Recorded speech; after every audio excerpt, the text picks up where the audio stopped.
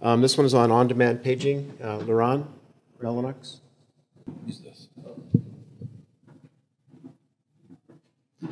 Okay.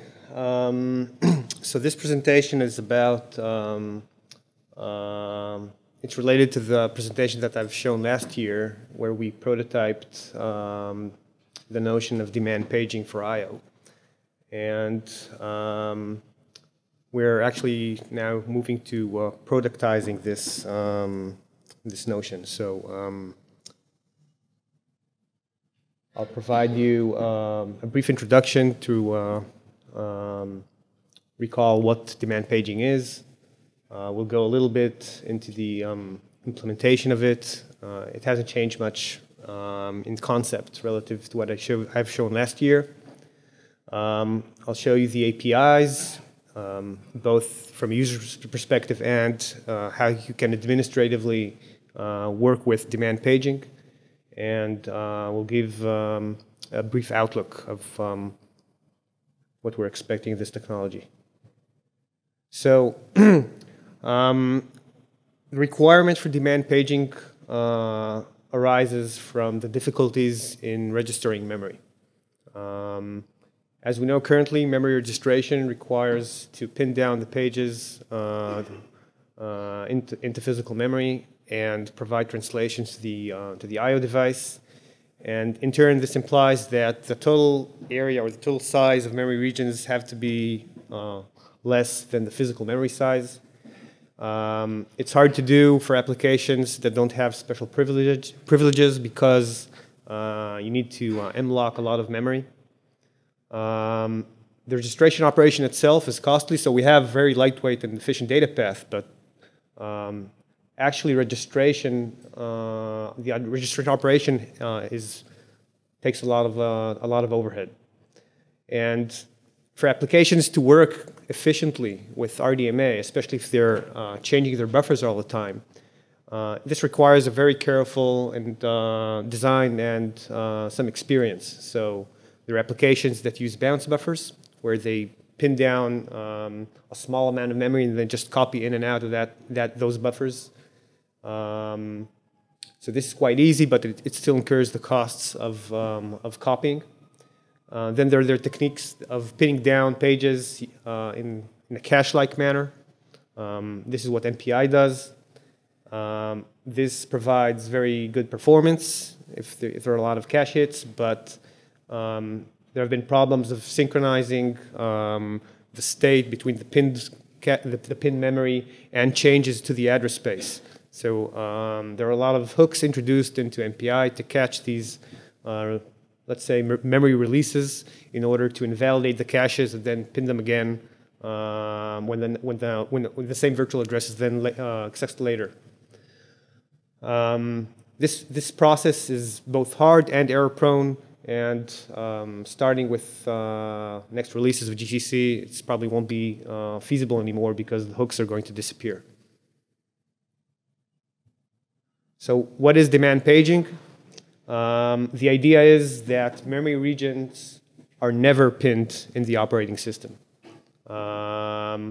They're paged in by the HCA whenever pages need to be accessed, and they're paged out normally, just like any page out that the operating system does in standard processing. Since we're not pinning the pages, then basically we're not preventing the operating system from paging out the pages. We just need to know that this occurs so we can invalidate the translation entries in the HCA. The way to accomplish this is basically to have the translation tables that back up a memory region to hold non-present pages. Initially, when you create a new ODP MR, it's practically empty. It doesn't have any translations, and pages are pulled in as required. So, what does demand paging provide you? First of all, it simplifies programming a lot. Just even putting performance aside, it provides an extremely easy programming model. It either reduces or eliminates registrations. Eliminate if we register the whole address space, and I'll show how it's done in a moment.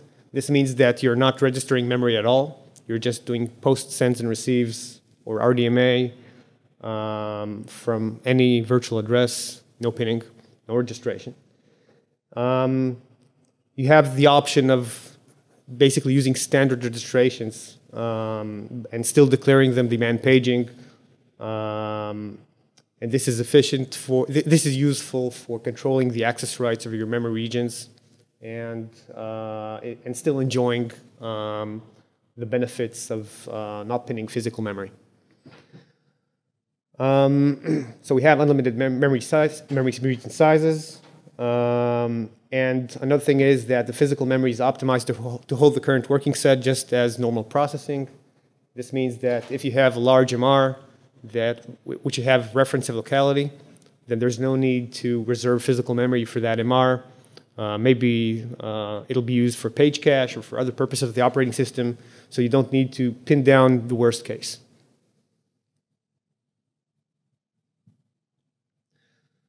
So to understand how on-demand paging works, I've presented here this diagram. The promise of ODP is this. At any point in time, the I/O virtual address is identical to the process virtual address space mappings. That's what we guarantee at every single point in time, and we make sure that we're synchronized with the operating system at all times. So in this diagram on the left-hand side, I have the address space of a certain process. The I/O virtual address is the HCA address space, and as you know, in the current OFID stack, the I/O virtual address, when you're doing user space memory registrations, are identical to the virtual address space. They're not zero-based memory regions as you can do in the kernel for storage and other stuff. So what happens is this. Let's say that I have a couple of mapped pages at the process address space and have currently a single map page in the I/O address space. And we have two events coming up. The first event is a PTE change by the operating system, changing the mapping of that fourth page. And the other one is an incoming I/O transaction that hits the same area. So there's a race here. And the question is, who wins? If the I/O wins, it'll just write the page and then it'll get invalidated. But in this case, in this example here, the PTE change arrived first. So what would happen is as follows. Basically, the PTE does the change. And during this change, it also invalidates the mapping in the HCA. After that, we have this transaction coming up. It sees a non-present page, and it'll get a page fault. And as a result of that page fault, a new mapping would be established, and then the transaction can complete to the new page. So this is basically how we keep this synchronized. It's done in the kernel. Page faults events raised from the HCA or invalidations raised by MMU notifiers from the operating system.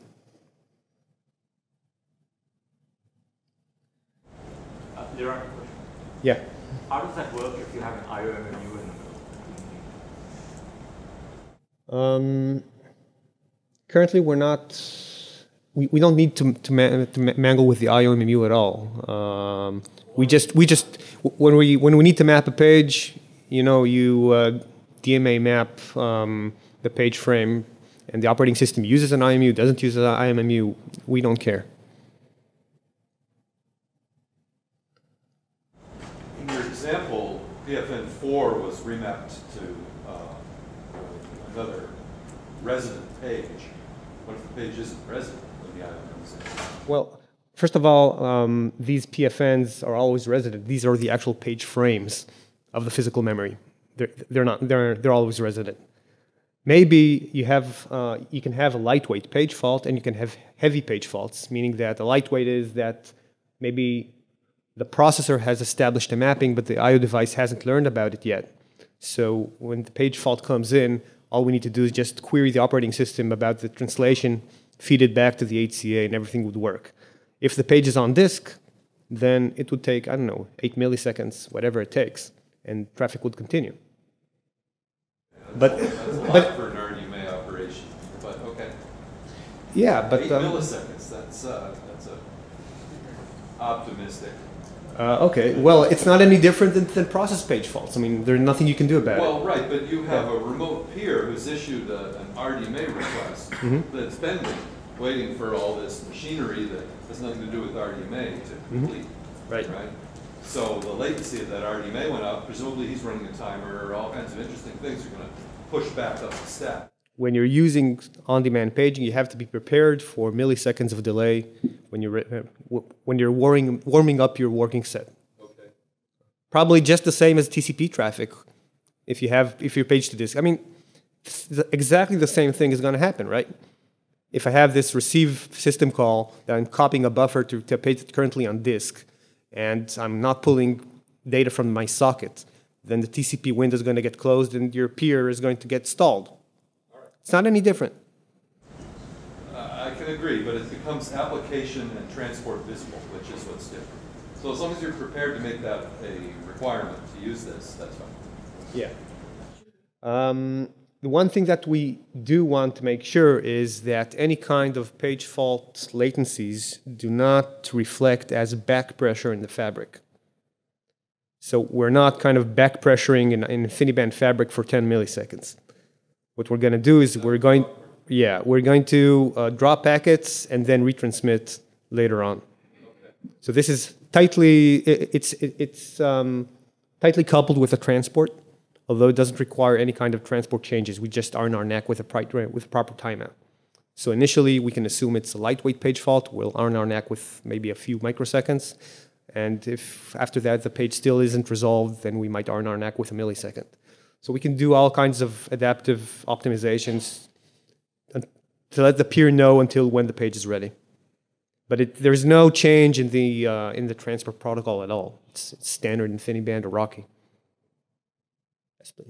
So just to understand again, you said every time there's a PTA invalidation on the host side, right? Whether it's for invalid PTE or if it's for a TLB flush or whatever, you're going to call down into the driver for the HCA to program the HCA's page table to invalidate it.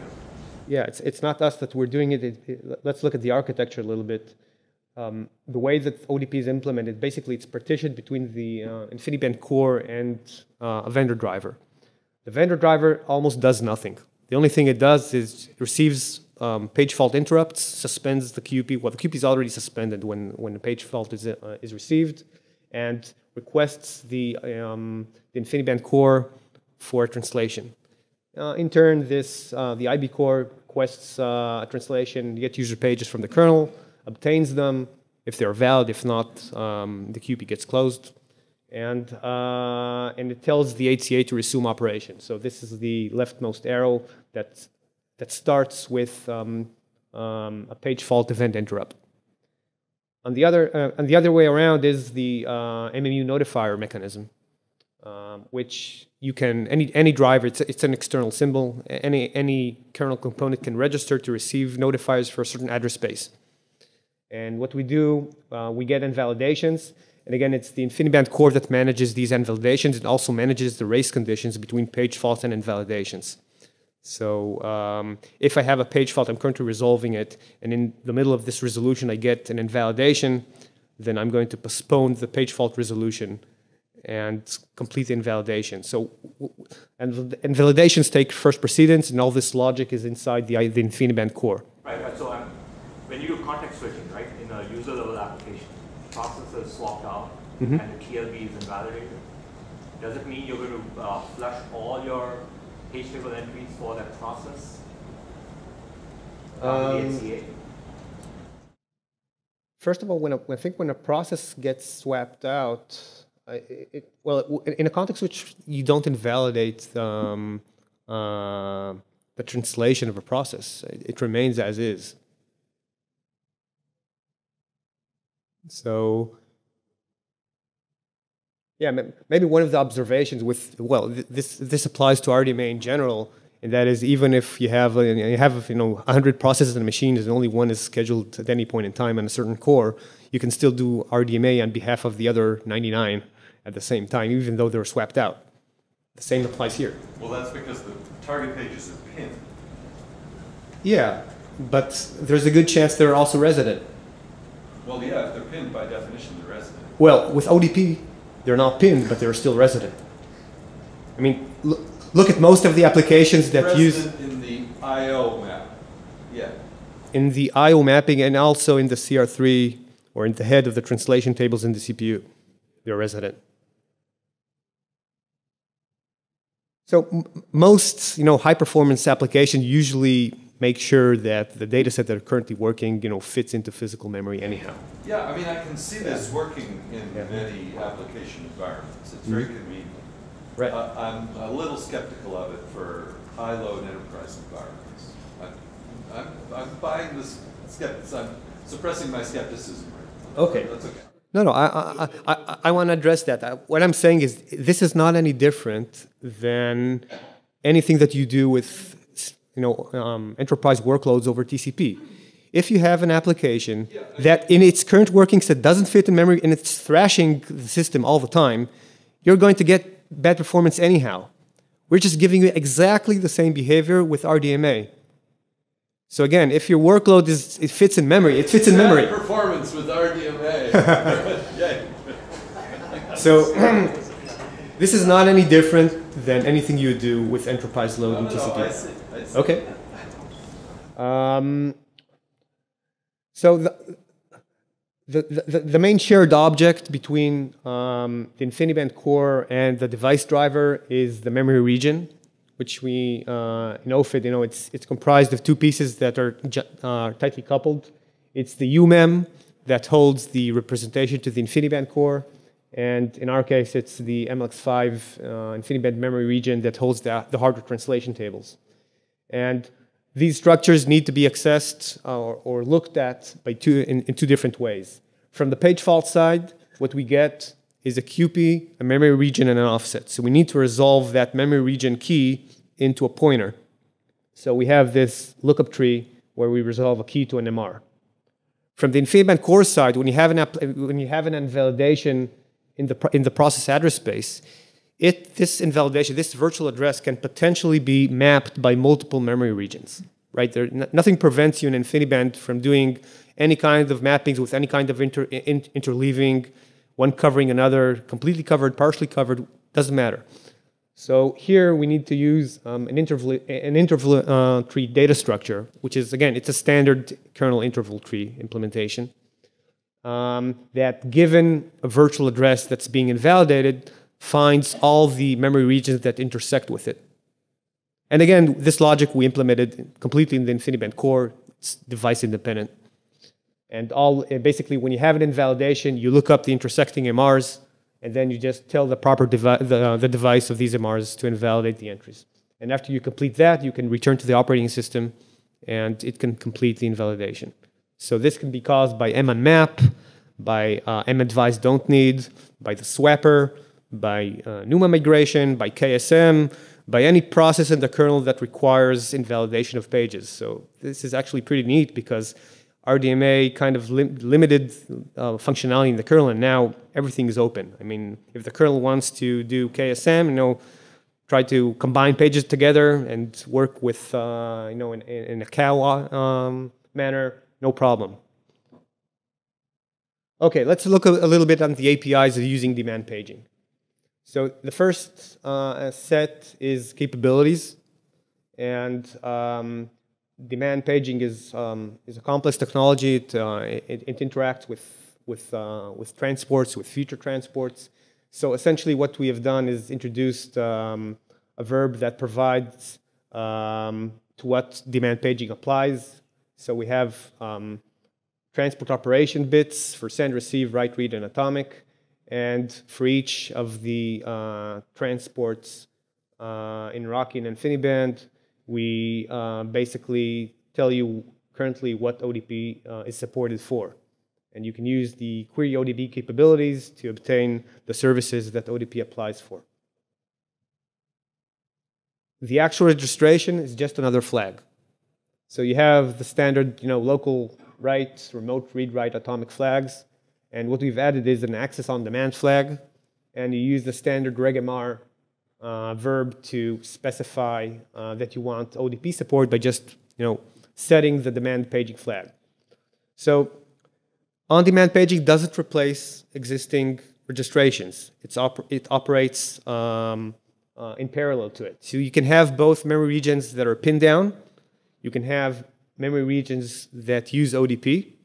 And you can have memory regions that actually map the complete address space. And the way you would do that is just specify a null address as your base and FFFs as your maximum address, and then just register your complete address space as a demand paging region, and then just forget of registrations altogether. Now, if you're a distributed application, maybe exposing your complete address space to everybody out there in the network is not such a good idea. So there are two ways that you can manage this. One is not to register your complete address space, but just use explicit registration for the buffers that you want to expose to the network, but still use ODP and enjoy the fact that you're not pinning anything. So again, you're just doing standard MR registration, just setting the ODP flag. If you're registering the complete address space, probably you don't want to give remote access. And if you want to control at a more granular level the access rights to this complete address space, you can do that using memory windows. So you have all the options of managing remote access rights. Yes, please. So it doesn't respect things like prop read and prop write at the HCA level? Proc? I didn't hear you. Like if you have read-only pages, does the HCA respect that? Yeah. That all works? Yeah, yeah. And you said you could use memory windows, so that means? Not on the we respect read-only pages, but when pages are paged in, we know if they're paged in for read or write. So currently, when you deregister in FIM and MR, you write everything is dirty. Right now, we don't need to do that. We write dirty only pages that were accessed or were page faulted for write.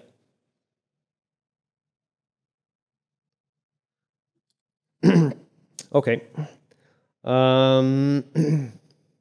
So let's look at a usage example, and I specifically use an example that doesn't register the whole address space, just to show you the neat things that you can do when you want to control remote access rights. So I marked in red the interesting pieces of code. So let's say that I'm having this UDP application, and I want to use ODP for sending stuff. So in this case, I query the capabilities, and I check if the UDP transport supports sending. If not, I don't know, currently I bail out, but if not, just don't use ODP. Let's say that I do have ODP support for UD sends. I'll just use an mmap, map some 10 megabyte buffer anywhere in my address space, and register it using the access on demand flag. After that, I can do a post send.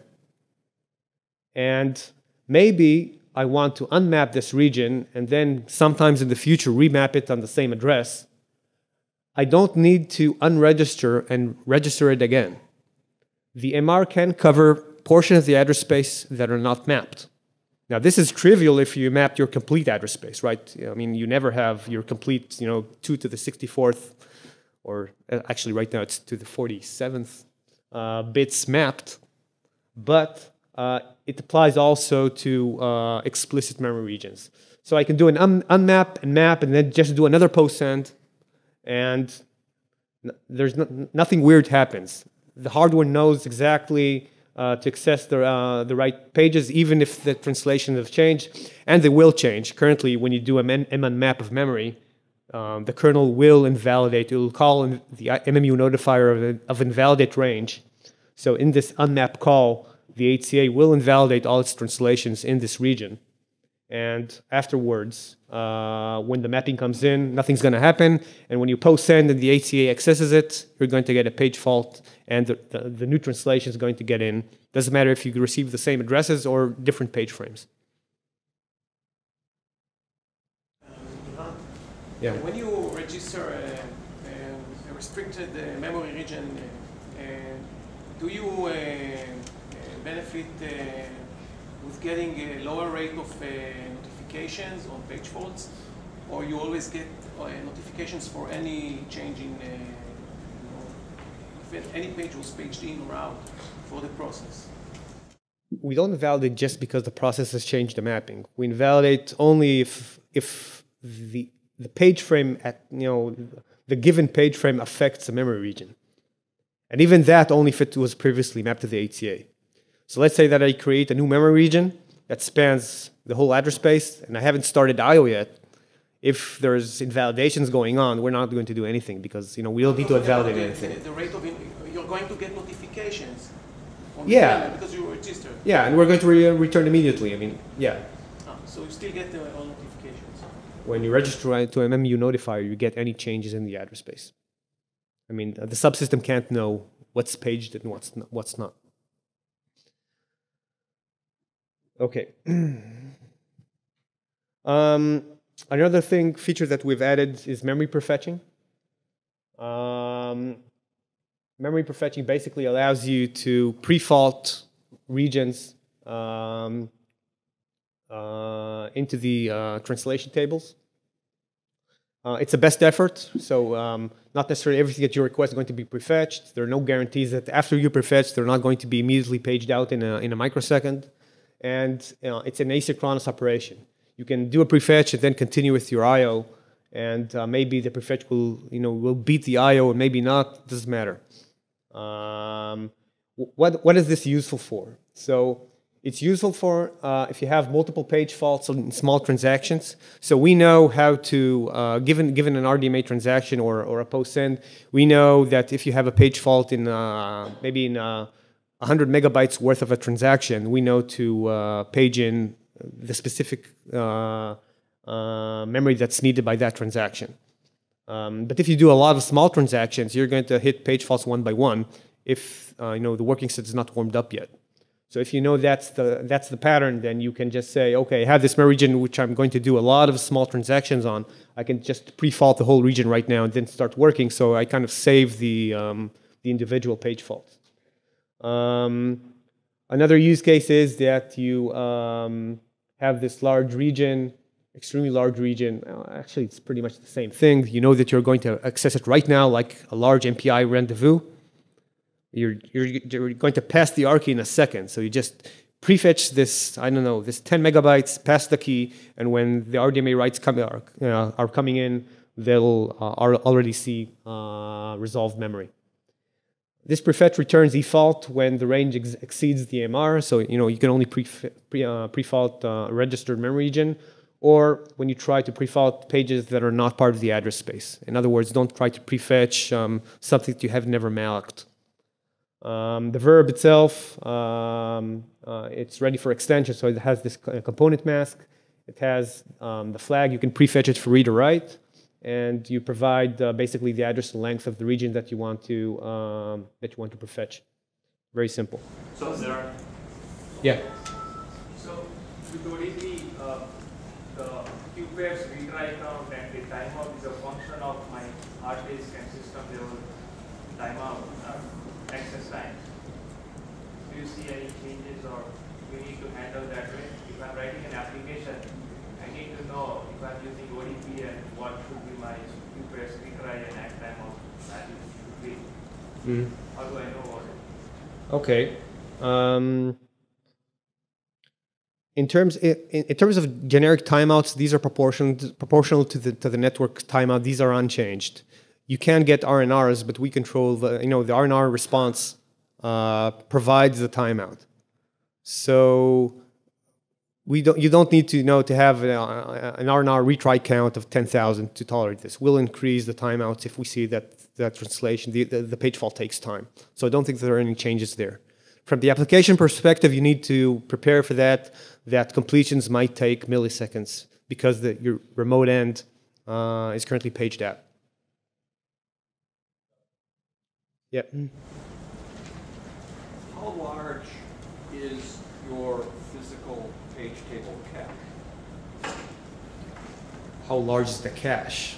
Well, the packet comes in, it has to know whether it can translate it or not right then. Right. That means that has to be programmed into the hardware, which means you must have a page table in the hardware. Do you have something that covers all of memory, all 47 bits worth, 48 bits worth? Yeah. Enough page table entries, 4K page table entries for all the whole thing. For thousands of processes, yeah. All right.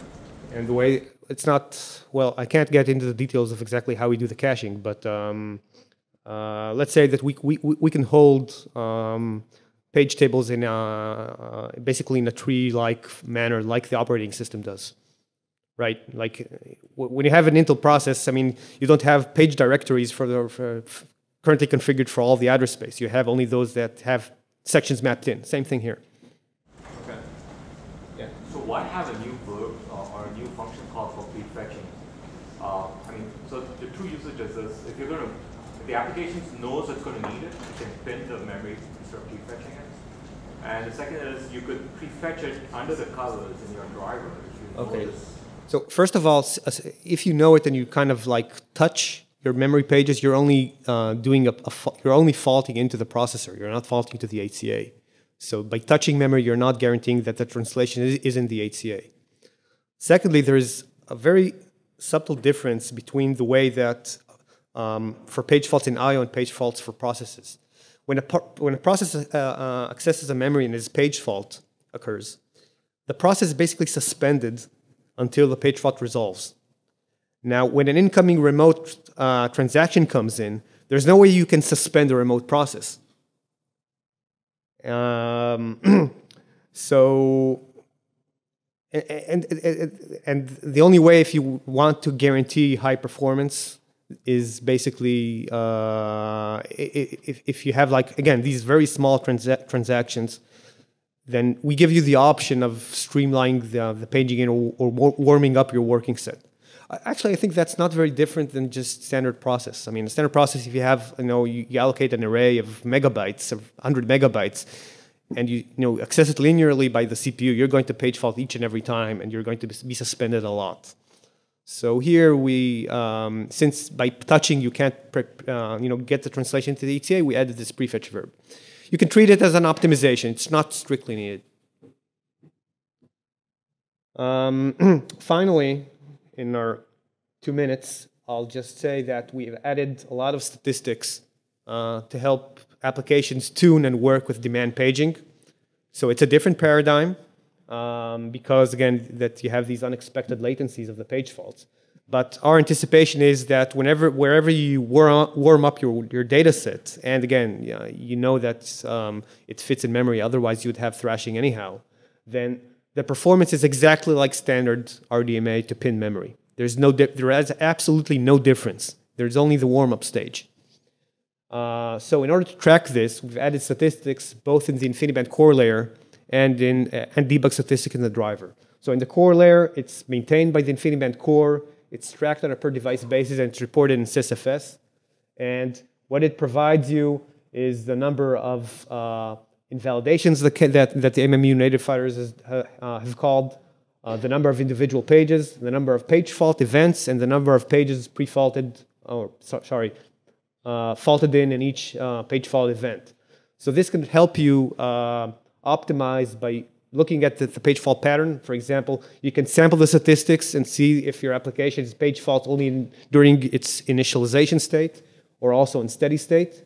You can track paging efficiency to see if in each page fault you handle tens or hundreds of pages, or you have a page fault per page. You can detect thrashing to see if the invalidation counters are increasing all the time. So you have here an insight into how these pages are being paged in and paged out by the operating system. In addition to that, at the driver level, we've added a few debug statistics. So you can know if resolutions failed because you're trying to access non-mapped memory for which translation doesn't exist. So the application will crash, or maybe it can tolerate this RCQP going to an error and reopen it. But at the system level, you can know that these events are occurring, so you probably know you have a bug in your application. Same goes for MRs that are not found. Like say, we can handle page faults only for MRs that are designated for demand paging. And we can just have statistic of the number of ODP MRs and the number of pages that are currently paged in, so you can track the actual working set that's used by the RDMA stack. So to summarize, we're going to productize demand paging for Connect IB. We're starting with UD and RC support, and dynamic connected will follow. Basically, dynamic connected together with demand paging is kind of pretty much solves the main problems of MPI today, and basically paves the way for the exascale era. So you have a single context provided by DC. You don't have any registration, just register the whole address space and forget about registrations altogether. And that's it. We've done initial testing with MPI. We integrated demand paging support into our MXM layer. And basically, right now we run MPI jobs without any registration and no more hooks into glibc. We're planning to release this technology in Mellanox OFID 2.3. And we've submitted all the patches into the kernel. And I think I'm out of time. So when you have a normal path allocation and you set up the demand paging, does it impact the performance of malloc and any MPI? Because it has to somehow notify the adapter now these page table changes. No. The reason is that we do not page in when you malloc data. We page in only when it's actually accessed by I/O. So you impact the page fault time by having to notify? When you do an unmap, we do need to invalidate pages, but our invalidation flow is very efficient. We're hardly any overheads. If you do like a for loop with unmaps, you're not going to notice any difference.